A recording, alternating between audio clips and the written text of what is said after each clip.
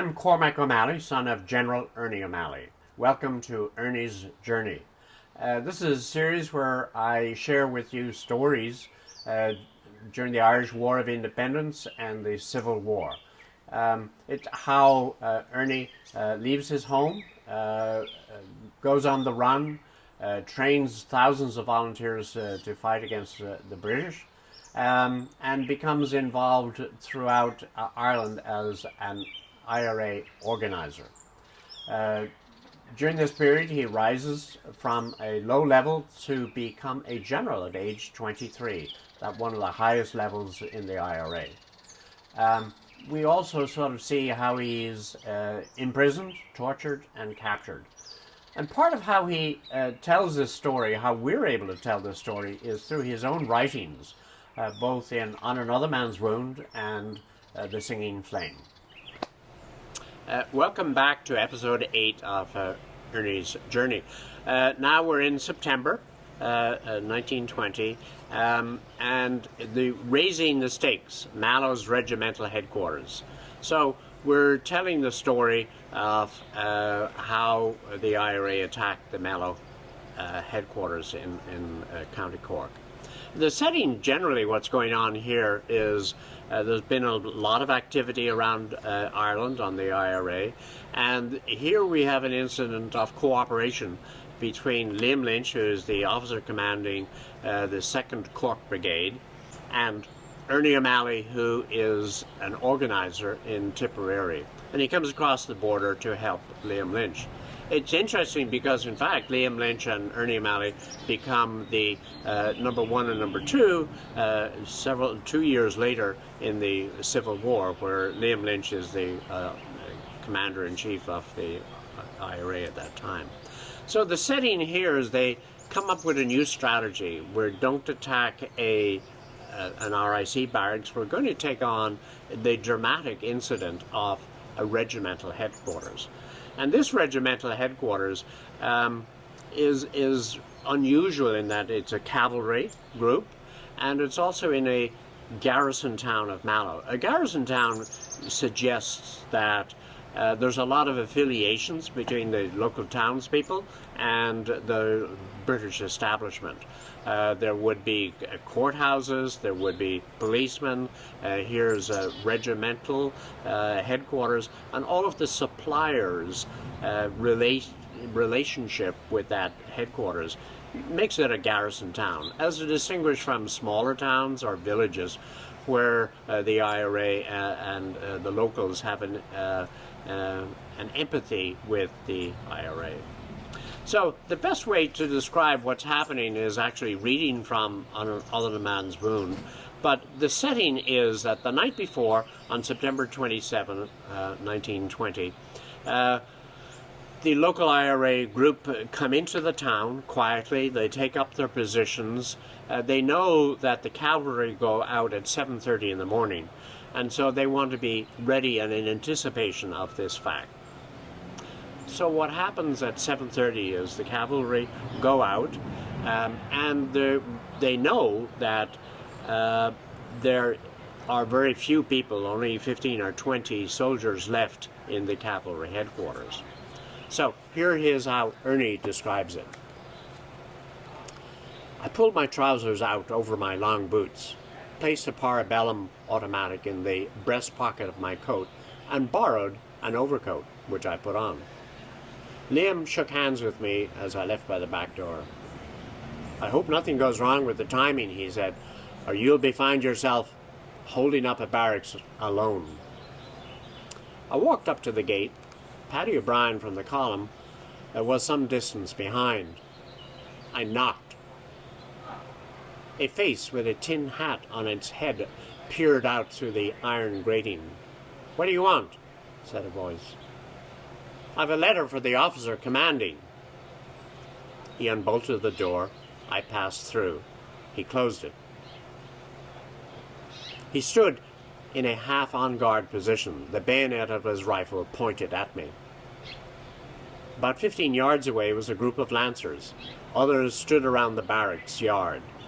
I held the letter in my left hand as he stretched out for it. I bent down and put on the safety catch of his rifle so that he could not fire. I snatched the rifle from his hand, slipped the safety catch, and shouted, "Put up your hands." He put them up quickly. I backed and opened the door, and our men rushed in. The guardroom was held up as soon as I had disarmed the sentry. Motor cars drove in rapidly. Rifles, revolvers, lances, swords, ammunition and equipment were carried out to them. I heard a shot and saw a lancer fall as I rushed with 2 men for the officers' quarters, but I had no time to investigate. Upstairs we went to find an officer's room locked. With a smash, 3 of us broke in the door.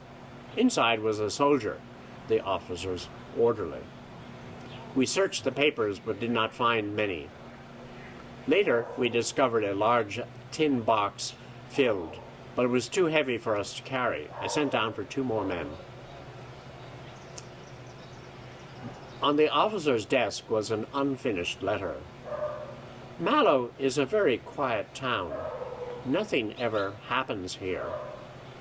And so, there we have a story, great success for the IRA, audacious, attacking a regimental headquarters and coming off with significantly more ammunition. They called it stuff, for their campaign, compared to what they would have had they got 6 or 7 or more RIC barracks. Now, the stakes were big because you're attacking a regimental barracks. And if that was the wrong time, you would have 120, 150 people, soldiers, ready to shoot you. But their timing was perfect, and it really worked quite effectively. So that evening, in fact, the whole episode was over in under half an hour. And so they backed out of the town, and they started back up the hills, later that evening, Ernie reports in on another man's wound what they see in the background.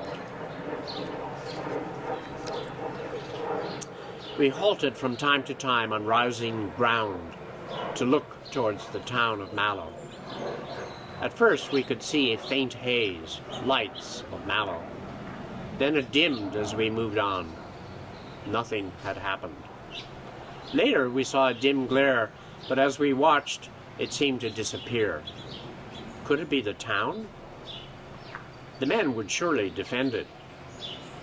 Some hours later we came to a high hill, and as the ponies struggled on the bad road, the men jumped out and ran up quickly. Away in the distance were flickers of light, separated by intervals of darkness. The flames leapt up as the wind increased. It was Mallow.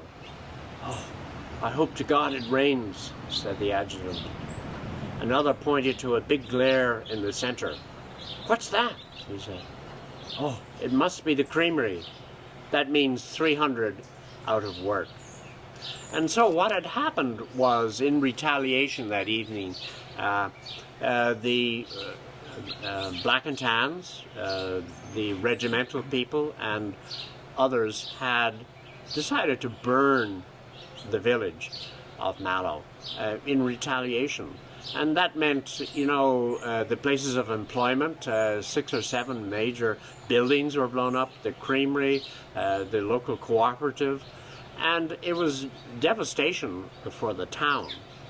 And indeed, the London Times the next day wrote an editorial of saying how reprehensible the action in retaliation was. And they pointed out that what is appropriate under these circumstances is that a search go on for the culprits and that they be brought to justice, but not that justice be impaled on a town and a community.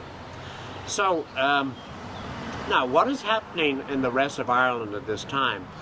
We can see that there are significant more incidents occurring in the towns of Leitrim, of Dublin, Clare, Roscommon, in Kerry, and again in Clare.